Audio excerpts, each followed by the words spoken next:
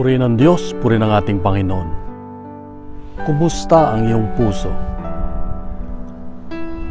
Meron ako isang paboritong awitin ni Jose Marichan mula nung ako ay bata-bata pa.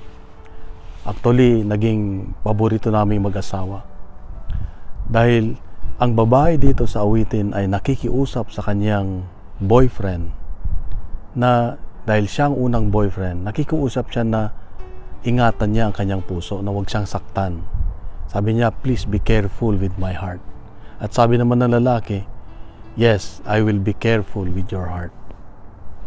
Dito nakikita ko na napakahalaga talaga ang puso sa isang tao. Ang natutunan ko sa buhay habang ako ay tumatanda na, habang ako ay naglalakbay sa lupa, pag hindi ko pinapahalagaan o inaalagaan ang aking puso, ay marami akong magagawang hindi maganda. Ang puso, kung ano ang laman ng puso, ang siyang nakikita ng iba at nailalabas sa isang buhay ng isang tao. Katulad sa Ebanghelyo ngayon na pinaalala ng Diyos na ang bulag ay hindi niya kayang akayin ang isang bulag. Ibig sabihin, pag ang puso mo ay hindi ganong maganda, ay hindi ka pwedeng mang-akay ng iba. Pareho kayong mahuhulog sa bangin, sabi nga. Isa pa, sabi niya, ang puno na maganda hindi pwedeng magbunga ng hindi maganda o masama. At ang masamang puno ay hindi magbubunga ng maganda. Ibig sabihin, kung ang puso natin ay hindi maganda, hindi ito magbubunga ng kabutihan para sa iba.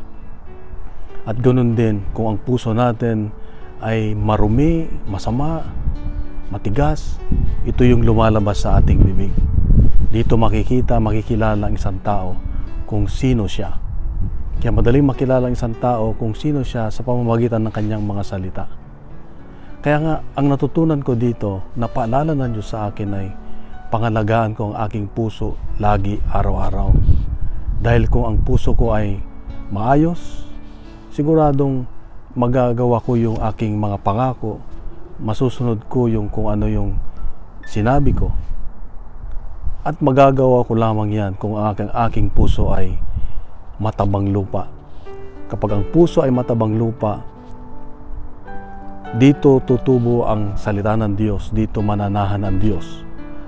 At dahil nakapanahan ang Diyos sa pusong mataba, ito'y magbubunga ng magaganda. Magbubunga ng kagalakan, pagmamahal, kapayapaan, kabutihan. Maraming bagay na magandang magbubunga kapag ang puso natin, puso ng isang tao, ay nasa ayos.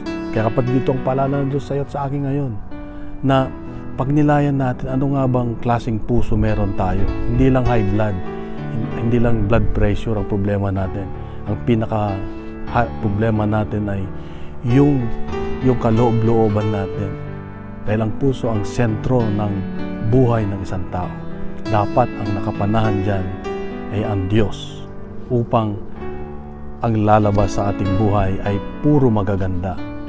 Puro magaganda. Kapatid, napaganda ang paalala ng Diyos sa akin ngayon. Ang puso ay pangalagaan natin.